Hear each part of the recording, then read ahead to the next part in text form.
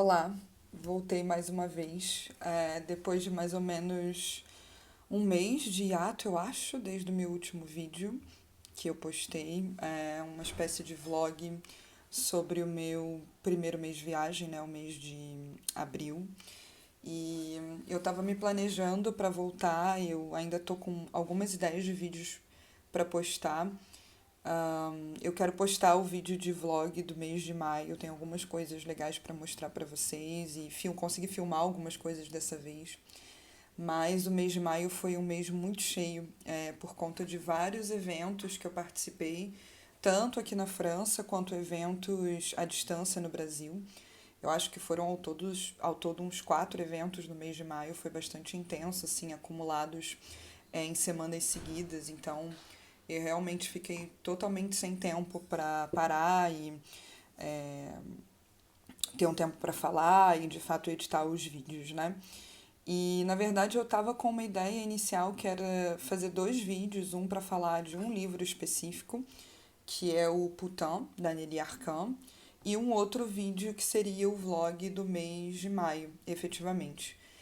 E aí acabou que eu terminei o texto, o livro da Arcan tem tempo, inclusive escrevi um texto sobre ele no meu Substack, para quem quiser ler, eu vou deixar o link na descrição. E eu li outras coisas nesse período e eu também vi alguns filmes nesse período, então eu pensei em transformar o que era a minha ideia inicial de falar só sobre a Nelly Arcan num vídeo em que eu falasse sobre leituras e filmes que eu assisti nessas últimas semanas, né? Não vou falar sobre tudo, evidentemente, inclusive porque tem alguns filmes que eu já vi tem umas semanas e eu tenho uma memória um pouco ruim, então eu já não me lembro muito bem, mas vou tentar falar assim muito tranquilamente e talvez de maneira um pouco desorganizada sobre as ideias iniciais que eu tive em relação a essas coisas que eu li e que eu assisti. Então eu vou começar falando da Nelly Arcan, que eu acho que foi de todas as leituras que eu fiz, é, a mais importante, a mais impactante, né? Então, de novo mostrando o livro, essa foi, eu acho, a leitura que eu mais gostei de fazer nos últimos tempos. Talvez a minha leitura do ano até agora, o ano ainda não acabou, né? Ainda tem tempo para acontecer muita coisa, mas eu fiquei realmente muito impressionado com esse livro, com a escrita da Nelly Arcan.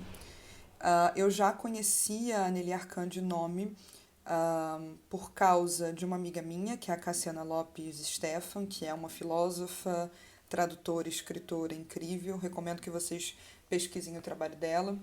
E a Cassiana fez uma fala num evento ano passado, talvez, no qual ela falou sobre a Nelly Arcan, e foi quando eu ouvi falar pela primeira vez da obra dela.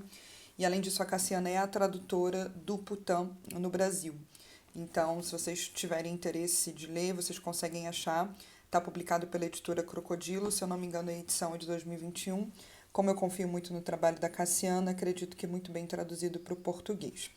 De fato, o Putin é um livro dos anos 2000, na verdade de 2001, e é o texto de estreia da Nelly Arcan. E é uma estreia assim muito notável, porque apesar de ser o seu primeiro livro, ela demonstra um domínio muito assustador mesmo, assim, da escrita.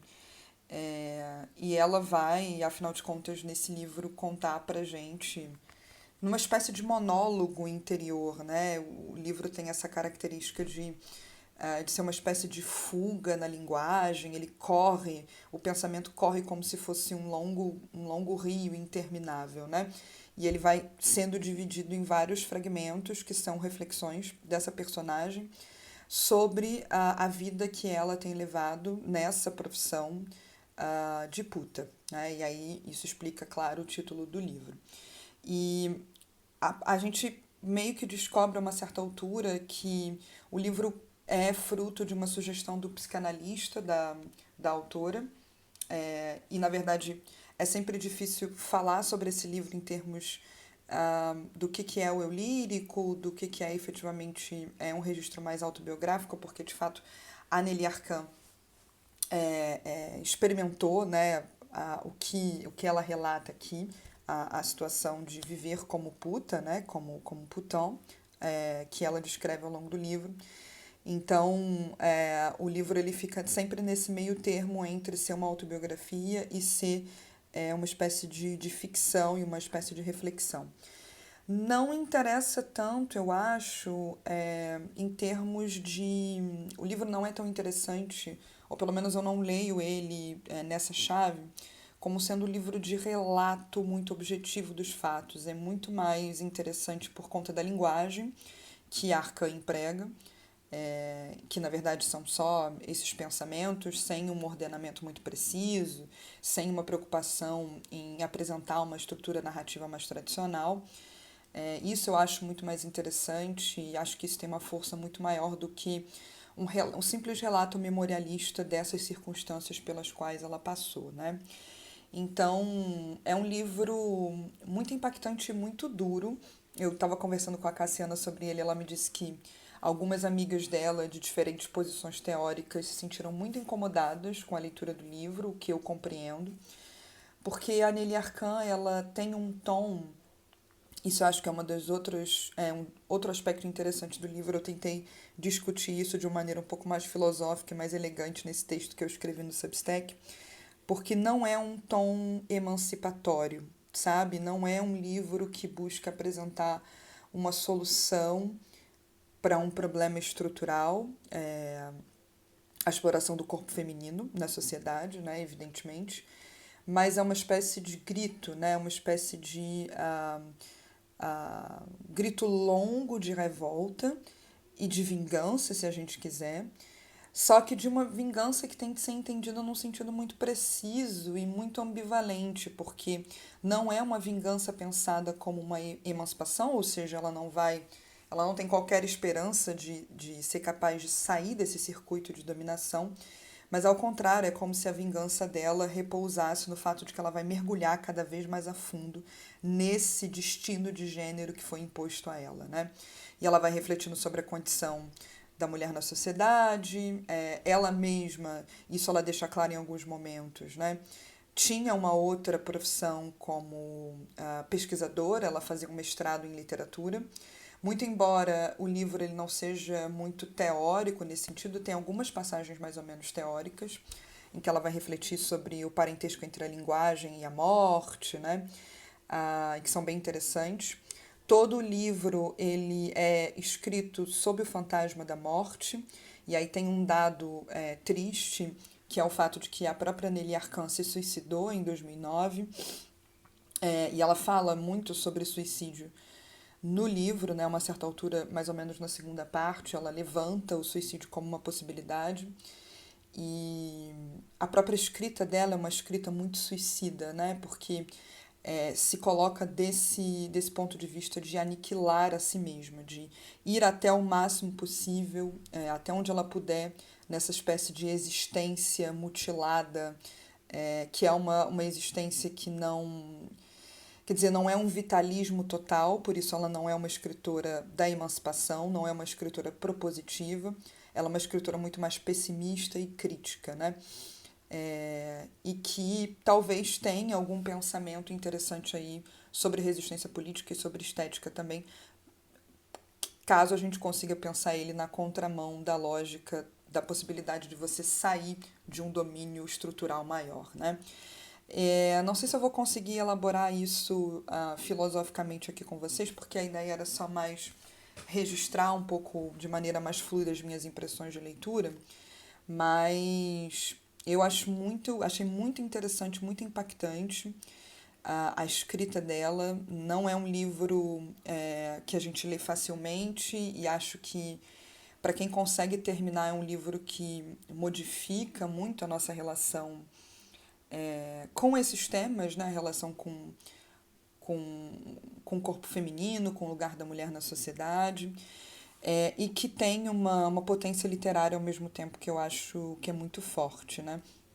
Eu associo a escrita da Nelly Arcan com a de outras escritoras que têm um pouco esse registro de pessimista, talvez não seja uma boa palavra, mas que não pensam. Por um lado, elas não permanecem em completo silêncio, porque elas de fato escrevem, né? e por outro, elas não escrevem com a expectativa de serem capazes de modificar plenamente esse cenário.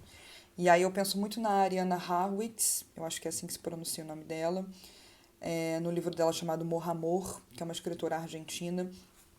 Também fala, reflete muito sobre a condição da mulher e também nesse registro um pouco da fuga, né, de uma espécie de tagarelice, de revolta na linguagem. Penso no I Love Dick, da Chris Kraus, que também é um livro um pouco mais antigo, mas que vai mergulhar de novo nessa espécie de lógica da servidão da mulher, da obsessão em relação ao encontro amoroso. Penso até na própria Annie Ernaux, não na totalidade da obra dela, mas talvez num livro como Paixão Simples, que é também um livro sobre obsessão e posse no amor, né? E todos esses lugares comuns em que a mulher é muito rapidamente colocada, e essas mulheres tentando dizer alguma coisa de dentro desse lugar da dominação, sabe? Então, tem algo de muito interessante nisso também, não é aquele tipo de literatura vitalista e feliz que vai fazer a gente comungar ou ter esperanças de encontrar uma saída, mas que vai tocar profundamente, eu acho, num outro sentido, sabe? No sentido de pensar criticamente os mecanismos de dominação. E tem uma reflexão, eu diria que é filosófica também, né? Porque a Nelly Arcand, ela meio que identifica ali a posição da mulher na sociedade ou bem como a figura da larva, e ela vai associar a própria mãe. É muito dura a descrição que ela vai fazer da mãe dela, da relação dela com a mãe, porque a mãe parece ser essa figura que um pouco desistiu de adotar esse destino de gênero e permanece a maior parte do tempo deitada, padecendo na cama. Então, a Nelly Arcand parece que identifica o destino da mulher ou bem como nessa figura da larva, da mãe dela, ou bem na figura da puta, né, da Smurfette, que é aquela mulher que foi feita e que modifica o seu corpo e que leva uma vida inteiramente dedicada a conquistar o olhar masculino, né, o prazer masculino. E ela admite que ela joga esse jogo e o que ao mesmo tempo não faz com que ela se cale, né? Então, essa ambivalência de uma espécie de conformismo, de aceitação desse destino, mas de uma revolta que se dá na linguagem e na escrita, essa contradição eu acho que tem de ser preservada, caso a gente queira aproveitar e entender bem o tipo de literatura que a Nelly Arcand faz. E aí, como eu disse a vocês, ela teve esse destino trágico, né? Ela morreu em 2009, não antes de publicar outras coisas. Então, esses são os dois outros livros dela publicados em vida. Um se chama Folle, Louca, e o outro A Ciel Ouvert, a Céu Aberto. Eu não li esses dois livros ainda, mas como eu fiquei louca com a escrita dela, eu falei, bom, vou comprar e vou separar para ler. Então, ela escreveu esses 3 romances em vida, cada um deles refletindo sobre diferentes aspectos da condição feminina, né? E parece que outros textos dela foram publicados póstumamente. E há um site, eu procurei e não achei, mas eu vi uma pessoa no YouTube falando, depois eu preciso tentar procurar novamente. Um site em que foram reunidos os textos mais teóricos que a Nelly Arcand chegou a produzir, porque, como eu disse a vocês, ela tinha uma pesquisa, né? Ela estava desenvolvendo esse mestrado dela em letras. Então, seria interessante, né, para ter uma visão assim mais ampla do pensamento da Nelly Arcand, da obra dela como um todo, dar uma olhada nesse site, nesses outros textos também. Eu tô com esse projeto de ler tudo dela, vai ficar um pouco para mais para frente, porque eu tô lendo outras coisas agora, mas, enfim, se vocês tiverem interesse, eu não poderia recomendar mais, sabe? Eu acho que um tipo de livro que eu gosto porque tem uma união muito interessante entre um trabalho sobre a linguagem, né? Não é uma linguagem óbvia, evidente, uma reflexão que é filosófica, se a gente quiser sociológica e existencial ao mesmo tempo. E o livro é bonito, né? O livro é bem escrito, ele tem frases que são muito fortes, que são muito bem construídas. Então, admirei demais esse livro e e quero ler mais Nelly Arcan nos próximos meses aí. Bom, depois disso, essa é uma leitura recentíssima, assim, eu fiz realmente nos últimos dias, e eu nem imaginava que eu fosse terminar de ler tão rápido, assim, porque não é um livro tão pequeno, né? Mas eu tô falando do On n'y voit rien, do Daniel Arras. O Daniel Arras é um crítico de arte francês. Esse livro também está traduzido para o português, foi publicado, deixa eu ver a data aqui, pela editora 34, com o título Nada se vê. O livro originalmente é de 2000. Não estou achando aqui a data em que ele foi publicado, mas tem tradução para português, ela é recente, inclusive. Foi feita pela Camila Boldrini e o Daniel Luhmann. E eu achei muito divertida essa leitura. É o tipo de coisa que eu estava realmente precisando depois de estar esse tempo todo mergulhada em leituras de filosofia, em escrita de textos muito técnicos, né? Porque é uma leitura muito leve e ao mesmo tempo o tipo de coisa que a gente aprende, né? Informações que a gente aprende enquanto a gente lê. Então, na verdade, é uma coleção de ensaios, são 6 ensaios sobre pinturas específicas ou representações iconográficas da cultura ocidental. Nessa minha edição, a gente tem inclusive algumas das imagens dos quadros que ele comenta, o que é uma coisa importante, né? Porque às vezes ele faz umas descrições muito específicas de detalhes do quadro, e aí é chato, né? Parar para poder procurar na internet, para ler e tal. E são quadros célebres, né? Ele comenta um quadro do Bruegel, comenta o As Meninas, do Velázquez, comenta Tiziano, Manet. Então, é um pouco nessa chave de leitura de pinturas mais tradicionais mesmo. Agora, o que não é tradicional definitivamente é a abordagem do Daniel Arras. Isso ele faz questão de mostrar ao longo do livro, de uma maneira até um pouco pedante às vezes. E a escrita dele, né, também não é tradicional. Isso eu achei um aspecto interessante do livro, porque não são ensaios escritos ou em primeira ou em terceira pessoa simplesmente, mas ele procura experimentar na própria forma do texto também, o que torna a leitura muito mais saborosa. Então, um dos textos vai ser uma espécie... O primeiro texto, né, que se chama Cara Gíulia, é uma carta direcionada a essa Gíulia, em que ele vai defender uma certa interpretação sobre um quadro, né, Marte e Vênus, surpreendidos por vulcão, Tintoretto, né, pintura italiana. Depois, Le Regard de l'escargot, né, o olho do escargot, acho que a gente pode traduzir manter, né? Que acho que é um dos textos que eu mais gostei, porque ele comenta esse quadro aqui, vou mostrar para vocês. Não sei se vai dar para ver, né? Porque aqui está muito reduzido. E aí é muito interessante a atenção que ele tem pro detalhe mínimo, porque ele comenta exatamente o escargotzinho que tem aqui, olha. Que está nessa situação um pouco de... nesse entrelugar entre pertencer à cena representada no quadro e estar quase na margem do quadro, né? E aí tem toda uma reflexão sobre como esse entrelugar ele pode ser, na verdade, pensado como aquilo que fundamenta o quadro, fundamenta também, talvez não seja uma palavra boa, mas que está um pouco fora, mas que justamente o fato de estar localizado numa posição extra em relação ao quadro pode ensinar algo de importante sobre o quadro, né? E ele tem várias ideias muito particulares sobre cada um desses quadros que ele vai analisar, mas ele tem meio que uma tese geral que vai perpassar todo o livro, que é a questão da visibilidade.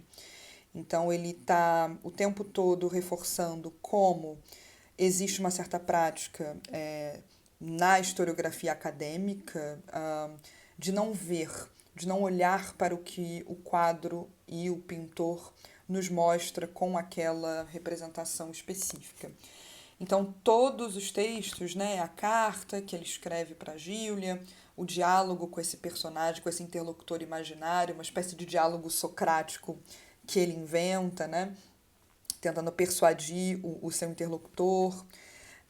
uma espécie de texto escrito em terceira pessoa, e que na verdade diz respeito a ele mesmo, né? Fala sobre si numa espécie de fuga de terceira pessoa. Esse acho que é o olhar negro, né? Ele começa dizendo assim: primeiramente, quando ele o viu na National Gallery de Londres, a Adoração dos Magos de Bruegel, ele reconheceu o que ele sabia. Quer dizer, ele está falando a princípio na terceira pessoa, mas ele está relatando a própria experiência, né? Então, esse cuidado em repensar, quer dizer, é um exercício de experimentalismo, no qual a partir do qual ele nos conduz no conteúdo dos quadros, mas é um exercício de experimentalismo na forma também.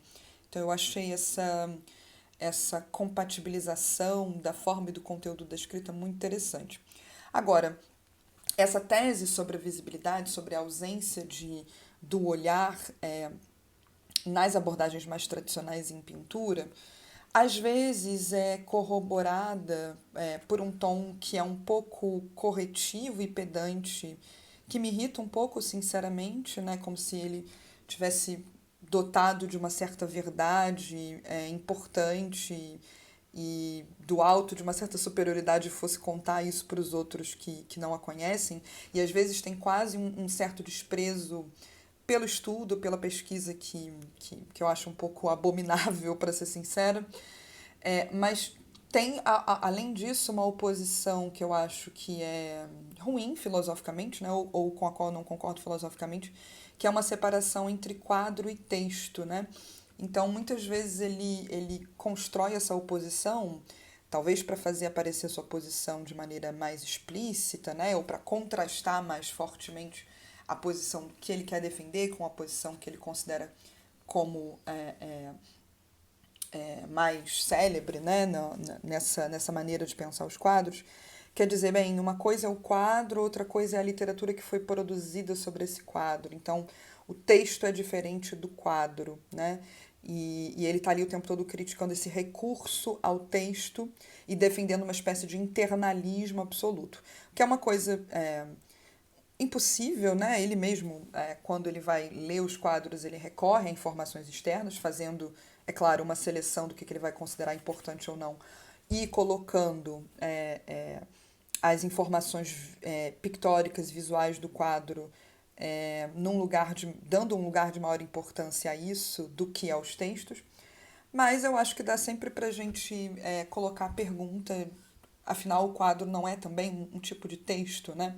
Por que a gente não pode considerar tanto o quadro quanto os outros textos que foram produzidos como uma espécie de linguagem única, ou como uma espécie de grande livro do mundo, né? Eu gosto bastante dessa imagem do livro do mundo, que é uma imagem renascentista, enfim, que foi trabalhada também por muitos autores, mas como se todos esses signos estivessem abertos e disponíveis para manipulação da mesma forma, né? Então, quer dizer, eu acho que não tem um grande argumento para ele sustentar que o quadro tem maior legibilidade ou é hierarquicamente mais informativo do que os textos que foram produzidos sobre o quadro, sabe? Não vejo a prevalência do quadro em relação às outras coisas. Tirando isso, que é uma discordância mais teórico-filosófica, eu me diverti muito fazendo essa leitura. Como eu não sou especialista em arte, em pintura, de forma alguma, eu gostei de aprender sobre. É o tipo de livro que você lê muito rápido também. E tem ideias interessantes aqui sobre o domínio do visível e do invisível.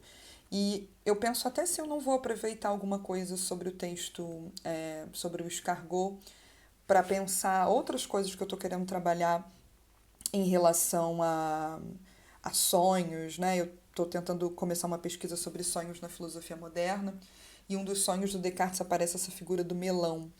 E é muito interessante porque se a gente pensa em termos de visibilidade e invisibilidade, o melão ele é mencionado, mas ele não aparece efetivamente na cena do sonho, porque o Descartes relata, né? Na verdade, seu biógrafo relata que Descartes relata nas suas notas privadas que no sonho alguém teria dito que teria algo para lhe entregar e ele imaginou que fosse um melão. E aí tem todo um jogo indireto sobre ele imaginar que alguém vai trazer um melão E essa figura que está ao mesmo tempo dentro e fora do sonho, e que talvez seja muito inspiradora para pensar o conteúdo do sonho ele mesmo, né? Então, essa coisa das figuras de margem, né, dos entrelugares, das posições intermediárias, é algo que eu ainda quero voltar aqui nesse texto. É, e fiquei muito interessada mesmo, assim, por ler outras coisas do Daniel Arrassi. Eu acho que não tem muita coisa dele traduzida em português, mas eu vou ver se eu procuro aqui antes de ir embora para ler, né? Nossa, eu já tô falando muito, eu achei que não ia ter muita coisa para falar, mas vou falar sobre os filmes agora. Não tem como mostrar os filmes, né? Mas vou deixar o link para as informações sobre eles na descrição. Hum. O que que eu assisti? Eu assisti umas coisas do Cronenberg, mas não vou comentar o Cronenberg. Estreou um filme dele aqui no mês de maio. Muito doido, não sei se gostei. Acho que tem algumas coisas bem misóginas no filme, né? Mas é um filme que vai falar um pouco sobre luto, e toda aquela coisa bem típica do Cronenberg de misturar o orgânico com o inorgânico, e que é esteticamente muito interessante, mas que também, para quem já viu outras coisas dele, é mais repetitivo. O filme chama The Shrouds, não sei como ficou traduzido para o português, não sei quando ele vai estrear no Brasil. Procurando no Google eu vi como a tradução por As Mortalhas, mas eu não tenho certeza se vai ser isso mesmo. E aí aproveitei para assistir um outro dele, que é esse sim mais antigo, que eu gostei bastante, que é Existence. Tem uma coisa interessante que acontece nos cinemas daqui e que eu acho que é um movimento que está acontecendo mais recentemente no Rio, né, que é de usar os espaços do cinema não apenas para exibir filmes que foram lançados recentemente, mas para ser um espaço de convivência, de acesso a filmes de outras épocas, outros períodos históricos e outras culturas. E aí é legal porque, como estava saindo esse filme novo do Cronenberg agora, alguns cinemas daqui estavam passando outros filmes da carreira dele. E aí eu nunca tinha assistido esse Existência. Esse eu gostei bastante, assim, é mais antigo. Acho que os filmes mais antigos dele são legais. Também não vou falar muito sobre ele, tá? Só vou dizer que eu assisti porque quem quiser procure. Porque eu também tô com uma memória muito fraca sobre ele. E também não tenho muitas coisas interessantes a dizer sobre ele. Mas o que eu gostei de assistir? Eu assisti um filme da Margarete von Trotta, que é uma cineasta alemã. Ah, um filme dela sobre a escritora Ingeborg Bachmann, que eu acho que é austríaca. Gente, deixa eu pesquisar para não dar a informação errada. É, deixa eu ver. Exatamente. E eu adoro a Ingeborg Bachmann, já li o Malina dela, que é um dos meus romances favoritos. Um dia eu releio para poder, quem sabe, escrever alguma coisa sobre ele. E no Brasil a gente tem uma edição traduzida de poemas da Ingeborg Bachmann, O Tempo Adiado, que é bem legal também. A Bachmann ela tem uma produção tanto em prosa quanto em verso, né? E a Margarete von Trotta é essa cineasta alemã que tem feito nos últimos anos cinebiografias de figuras femininas importantes, em geral, da cultura germânica, né? Então ela tem um filme, por exemplo, sobre Hannah Arendt, que saiu uns anos atrás, conta um pouco a história de vida da Hannah Arendt, e agora esse filme sobre a Bachmann, né? Eu gostei do filme e eu acho que eu não mudei muito a minha opinião sobre a Margaret von Trotta. Eu queria assistir um filme mais antigo dela, chamado Die Bleiner Zeit, que é o filme que ganhou prêmio, enfim, o filme de 1981, que parece muito bom e mais interessante em termos formais, assim, porque definitivamente essas cinebiografias dela, a da Hannah Arendt e essa da Bachmann, eu não assisti a da Rosa Luxemburgo e nem a da Hildegard de Bingen, que eu acho que ela tem uma sobre a Hildegard de Bingen também. Mas essas duas são filmes muito tradicionais formalmente, assim, tem planos bons e coisas muito interessantes, mas é muito mais assim em termos de você ter acesso conteudístico, aprender sobre a personagem ali relatada, eu acho, do que ter uma experiência estética mais interessante, assim, ou mais questionadora. E ela faz uma coisa muito arriscada, eu acho, nesse filme sobre a Barman, porque ela escolhe, claro, ela faz um recorte de certos momentos da vida da Barman, né? Ela não fala sobre tudo. E ela escolhe retratar a Barman através dos seus casos amorosos, o que, de uma perspectiva feminista, pode ser questionável, né? Os seus casos amorosos com homens, mas que eu acho que acaba sendo resolvido de uma maneira muito boa e muito interessante mesmo no filme. Então, é, a gente acompanha ela nesse relacionamento longo com o Max Frisch, que foi também um escritor alemão, e essa relação totalmente abusiva que ela tem com ele, que é terrível, né? Todo o conflito, ele também era um artista, né? Todo o conflito de conseguir estabelecer uma relação igualitária com ele, que tinha certas expectativas em relação a ela. Então eles viveram juntos ali mais ou menos na década de 60, ele com a cabeça muito tradicional sobre o que é um casamento, né? E desejando que ela desempenhasse certas funções domésticas, e ela com um espírito um pouco mais libertário de querer escrever, de fazer as suas próprias viagens e tudo. Então, o filme, claro, ele lança um olhar crítico para isso, né? Então, resolve essa questão de falar da biografia da autora através dos seus relacionamentos amorosos, fazendo esse olhar crítico, eu acho, pro que de fato aconteceu com ela. Então, a gente acompanha, inclusive, algumas das experiências sexuais dela, das viagens que ela fez. Em alguns momentos são lidos os poemas dela, né? Então tem aquele poema dela famoso sobre fascismo, que acho muito bonito, né? Ela falando, também não vou lembrar aqui dos versos exatos, mas ela falando sobre como que o fascismo começa no casal, nas relações humanas, né? Que talvez seja uma ideia um pouco banal filosoficamente hoje, mas que é escrito em verso naquele período, acho que tem um impacto que é interessante também de ser pensado, né? Estético e político ao mesmo tempo. Então foi um filme legal de assistir por conhecer esse momento da vida da Barma que eu não conhecia. Me motivou a voltar a ler ela. E eu, depois do filme, inclusive, comprei um outro livro dela, que eu sempre quis ler, traduzido para o inglês, acho que não está traduzido para o português, que são conferências que ela deu sobre literatura. E quero muito saber o que ela pensa sobre isso, porque ela escreveu uma tese sobre Heidegger, né? Então ela tem uma produção além de filosófica, além de, perdão, literária filosófica também. Então é uma autora que eu gosto muito. Malina definitivamente é o que eu mais gostei de ler dela, né? Super experimental, super bonito. E até colocaria um pouco na chave daqueles outros romances tagarelas, um pouco na linha da Arcan. E aí, para terminar, eu assisti ontem mesmo, né, o filme novo do Kiyoshi Kurosawa, chama Cloud. Tem dois filmes do Kurosawa passando nos cinemas aqui, atualmente. O Cloud, que é um que é um longa, perdão, de 2 horas, e um outro chamado Shimi, que é um filme de 2024, né? O Cloud também é de 2024, mas eu acho que o Cloud não tinha estreado ainda e o Shimi já tinha estreado. De qualquer maneira, dá para achar fácil na internet esses dois filmes, né? E o Shimi, ele é um curta-metragem, é um filme de 45 minutos. Então, eu fui ao cinema, assisti o Cloud ontem e assisti o Shimi em casa mesmo depois. E é interessante assistir os dois para ter uma ideia da produção mais recente do Kurosawa.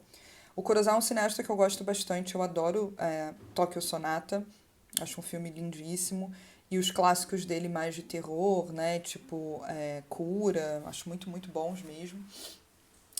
O Cloud, eu não gostei tanto assim, porque ele é um filme estranho, porque, bom, a gente vai acompanhar a história desse personagem, e parece que foi um caos que realmente existiu no Japão, que realmente ocorreu e que inspirou o Kurosawa.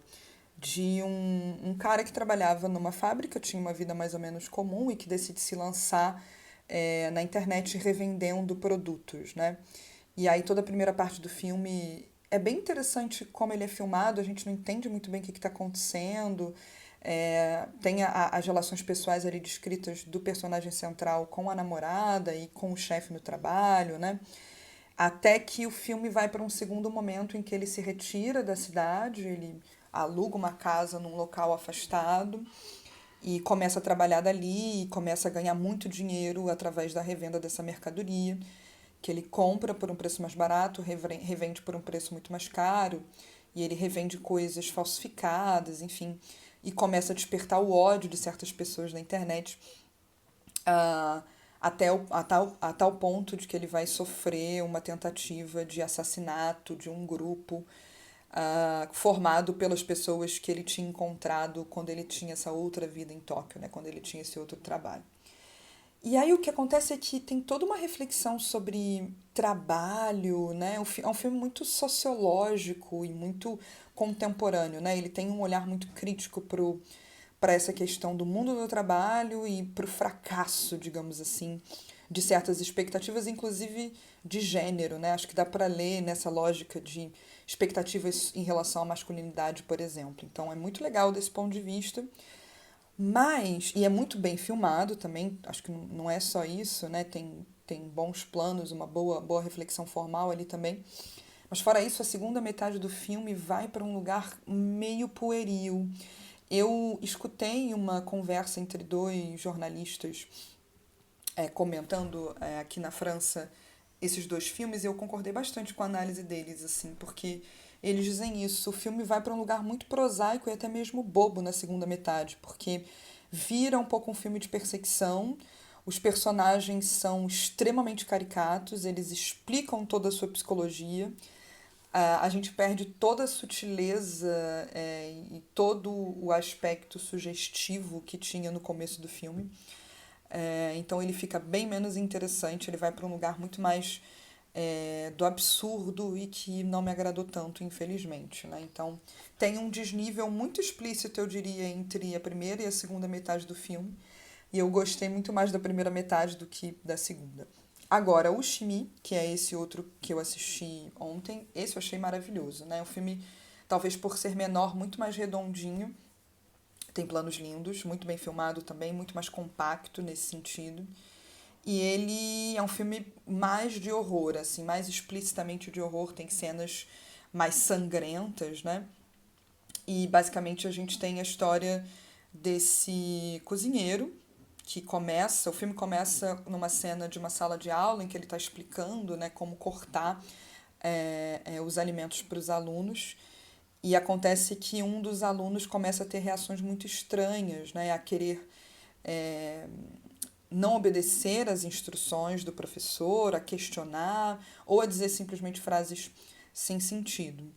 E aí tem todo um jogo mimético muito legal da sugestão das facas e dos cortes com a violência, como se esses objetos e o contato com os alimentos e com a carne, né, dos animais que aparecem, a carne que aparece ali sendo cortada por ele já anunciasse o sangue e a violência que vai acontecer no corpo humano logo em seguida no filme. Então isso é muito, muito bem feito e não precisa ser tão explicado, né? Tá lá explicado nas imagens. E aí a gente vai observando uma espécie de lógica de contágio, porque esse primeiro personagem, em um dado momento, se suicida, né? Ele diz para o professor que ele tem uma espécie de chip dentro do cérebro, que ele vai abrir a cabeça dele para mostrar, e ele pega uma... Eu tô contando absolutamente todo o filme, gente. Então, se vocês quiserem assistir, tiverem problema com isso, é melhor parar por aqui, mas... E aí ele tem uma cena muito violenta em que ele corta, né, enfia a faca na cabeça, assim, e tem o sangue rolando e tudo. E é uma cena de muito terror, e isso vai um pouco se radicalizando à medida em que o filme vai seguindo. Tem outros personagens que vão morrendo, e é interessante porque tem o personagem principal que é responsável por um desses assassinatos, por exemplo, e o contraste em que essas coisas horríveis acontecem e ele levando uma vida normal diante, por exemplo, da entrevista de emprego que ele está fazendo ou diante da família dele, quando ele volta para casa e diz que não, tá tudo indo muito bem, eu vou melhorar, eu vou conseguir esse novo emprego. E aí, de novo, toda a reflexão sociológica de fundo, né, sobre o fracasso e o fracasso de conseguir um emprego, né, o fracasso de ter sucesso digamos, nessa espécie de mundo do trabalho.